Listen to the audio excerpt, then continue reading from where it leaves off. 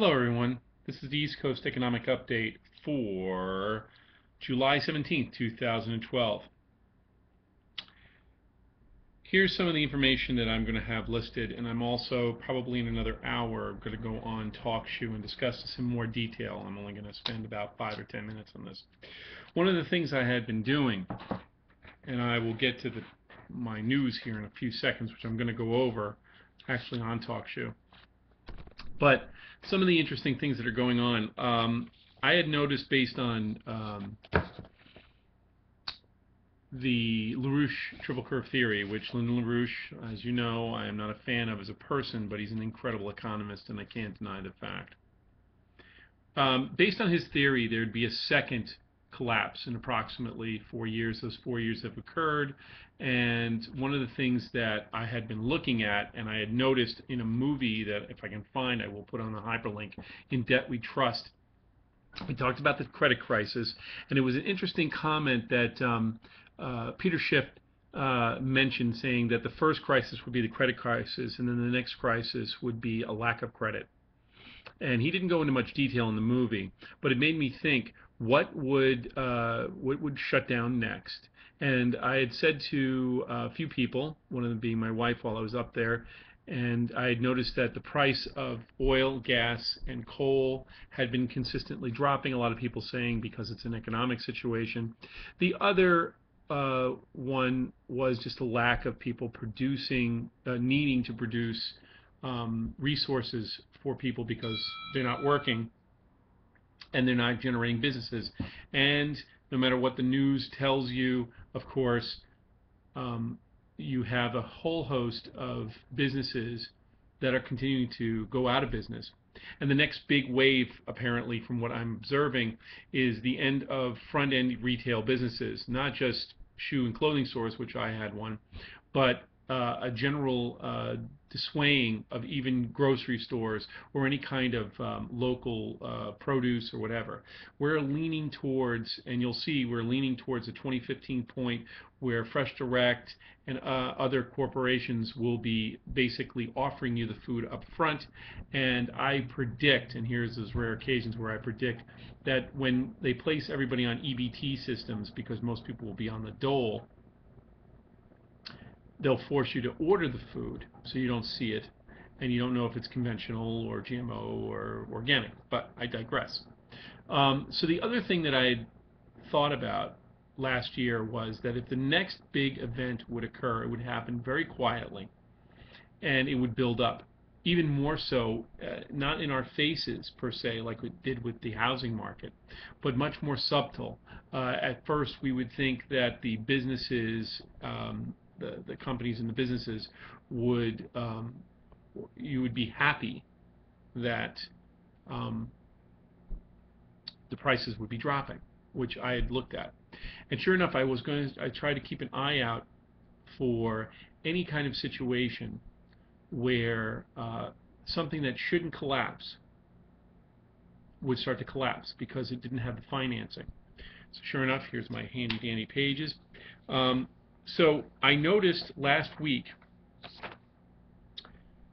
this cute little thing that I found it on Bloomberg. It just went on Bloomberg, and it was Patriot Coal went out of business, went to Chapter 11, and it went on. And at the same time, it went on to say that it was because of black lung. That's horse buckies. Black lung has already been worked into the system. It's obviously that they're not getting financing. But here's an example of a company that has plenty of coal in the ground, but they don't have the money to draw it out of the ground. Why? Why? Let's talk about their main financer, J.P. Morgan Chase. Our friends here are pulling their monies away from the very organizations that are producing physical production here in the United States. And they are Patriot's financer. They yanked their money, and now they don't even have the money to draw out coal from the ground. So I had said to myself, well, this could be an anomaly.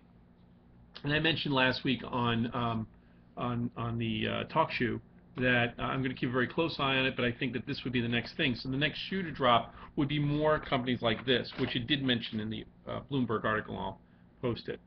So this morning, as I'm sitting there looking around, Sure enough, 2 days later, Massey Energy filed for bankruptcy, July 12th. This morning, I'm sorry, yes, this morning, they just made public a filing by Dynegy, which is oil, gas, and coal. See where I'm going, kids? And this is ultimately the sector snap. Here's one thing from thestreet.com. The sector snap, coal companies fall on weak demand. And this was today. And they're talking about how, I'm trying to find it, I didn't highlight it, I apologize. Basically, I'll let you read it, but interestingly enough, oil and gas companies are quietly just fading away. I don't make predictions. Most times I'm wrong. But I will say this. We already know we're standing on a volcano. People are used to the lava flows, to use that parallel. What I'm saying to you is smoke is coming out of the top of the mountain. This is the beginning. Just like when people laughed at everyone, including Peter Schiff, guys like me, Mario Rubini. I'm not going to try to put myself with those people, but my point is this. People were laughing at people when they said that the housing market is going to collapse, even though the housing market was already turning over as he was saying this, as Peter Schiff did the example where everybody was laughing. You remember that video, if you didn't, just look at it on YouTube. This is a more sinister second wave. We are already in a depression. The Great Depression 2.0, I believe, it's a theory, is this. Slowly we're going to see companies disappear, just like we saw, manufacturing move away in the late 80s and early 90s. We rationalized with ourselves that we're above this now. All our children will be doctors and lawyers and computer scientists, and we won't have to get our hands dirty. And we rationalized that away. Then the irrational exuberance of the 2000s, 1995 to 2005, 2006, was the fact that everybody could own a home and everybody could become rich because of the Goldilocks economy. 4 years from that point, which is today, we are seeing, I believe, the beginning of the final step down. One where people won't rationalize anything. They'll just ignore it until they turn around and they realize that there are no gas coming out of the gas pumps. There is no coal heating our homes or whatever. And then that reality is going to start to sink in. And the moment that these guys consolidate, and I don't know where this is going to go, but this is where I think it's beginning. I think this is where the spark is. But eventually we're going to turn around and go, where's our food? Where's our gas? And those prices are going to shoot up. Maybe not now, most likely 6 to 9 months from now, when it's the coldest of the winters.